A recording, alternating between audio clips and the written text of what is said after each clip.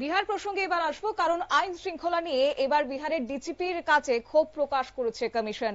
ডিজিপির সঙ্গে ফোনে কথা বললেন জ্ঞানেশ কুমার এবং উপমুখ্যমন্ত্রীর উপর হামলার ঘটনাতেও ক্ষোভ প্রকাশ করেছে নির্বাচন কমিশন।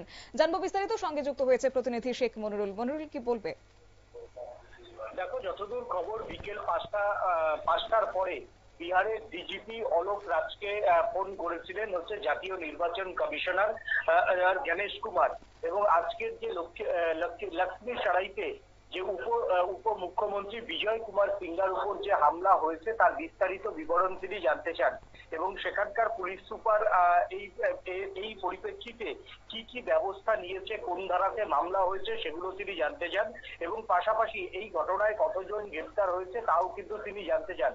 এবং যেহেতু ডেপুটি চিফ মিনিস্টার, বিদায়ী ডেপুটি চিফ মিনিস্টারের উপর কিভাবে হামলা হলো, কেন ওই যেই জায়গাতে ডেপুটি চিফ মিনিস্টার যাচ্ছিলেন সেখানে পুলিশ কোন রকম কোনো ব্যবস্থা নিতে পারলো না, কেন মব আটকাতে পুলিশের কাছে কেন খবর ছিল না, বা এই ধরনের অপ্রীতিকর ভোটের দিন যে ঘটতে পারে সেটা কেন বিহার পুলিশের কাছে খবর ছিল না, তা মূলত জানতে চান ডিজিপি অলোক রাজের কাছ থেকে। তারপরেই কিন্তু সে তোমার বিজয় কুমার সিংহা পরিষ্কার ডেপুটি চিফ মিনিস্টারের উপর বিজয় কুমার সিংহার উপর যে হামলা হয়েছে তাতে স্পেসিফিক নির্দিষ্ট ধারাতে এবং নাম দিয়ে মামলা করার নির্দেশ দিয়েছেন জাতীয় নির্বাচন কমিশনার জ্ঞানেশ কুমার, এবং যত দ্রুত সম্ভব টেকিট অ্যাকশন, এবং তিনি যেটা উল্লেখ করেছে যে কোন রকম কোনো প্রভাবিত হওয়া চলবে না, দ্রুত এইরকম নির্বাচনের আগে এবং নির্বাচন চলাকালীন যে কোনো প্রার্থীর উপর যদি হামলা হয় তাদের দ্রুত কিন্তু গ্রেফতার করতে হবে নন বেরাবেল সেকশন দিয়ে। এই ক্ষেত্রে জিরো টলারেন্স নীতি কিন্তু নিতে হবে, তাহলে কমিশন কিন্তু স্বতঃপ্রণোদিত ভাবে অন্য ব্যবস্থা নেবে বলেও কিন্তু জানানো হয়েছে। পাশাপাশি যেটা জানা যাচ্ছে যে এই মুহূর্তে নির্বাচন কমিশনারের করা দাওয়াই পাওয়ার দুজনকে প্রাথমিকভাবে আটক করা হয়েছে, এটাও জানা যাচ্ছে। তবে পুলিশ এখনো পর্যন্ত এই নিয়ে কতজনকে গ্রেফতার করা হয়েছে সেই নিয়ে কিছু বলেনি। তবে কনভয় হামলাকারীদেরও কিন্তু পাল্টা এবার থ্রেট করেছেন বিহারের ডেপুটি চিফ মিনিস্টার। তিনি যেটা জানিয়েছেন যে আজকে যে ঘটনা ঘটলো সেই ঘটনার জন্য তিনি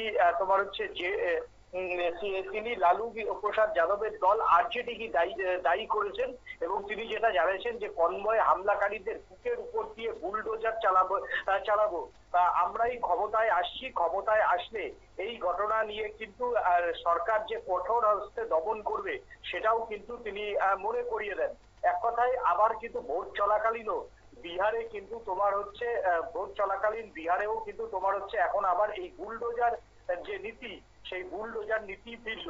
অন্যদিকে বিহার বিধানসভার প্রথম দফার যে নির্বাচন সেই নির্বাচনে বিকেল 5টা পর্যন্ত ভোট পড়েছে 60.13%, এবং যেই বিহারে 80%, যে বিহারে ভোটের হার সবসময় বেশি হয় সেই বিহারে কিভাবে ভোটের হার কম হলো তা নিয়ে কিন্তু ইতিমধ্যেই রাজনৈতিক দলগুলির মধ্যে কিন্তু চুলচেরা বিশ্লেষণ চলছে, এবং ভোটের হার কম পড়লে স্বাভাবিকভাবেই কিন্তু শাসক দলের সেই ক্ষেত্রে একটা তারা সুবিধা ভোগ করে, কারণ নীতিশ কুমার দীর্ঘদিন ক্ষমতায় ছিল, এবং নীতিশ কুমারের উপর কিন্তু বহু মানুষ তার উন্নয়ন এবং তার দল বদল নীতি নিয়ে কিন্তু প্রশ্ন তুলেছিল।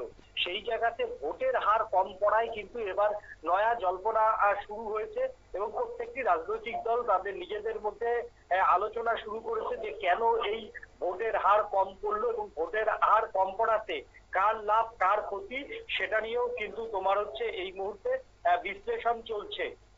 ধন্যবাদ। অর্থাৎ একদিকে বিহারে নির্বাচন আর অন্যদিকে আইন শৃঙ্খলায় বিঘ্ন।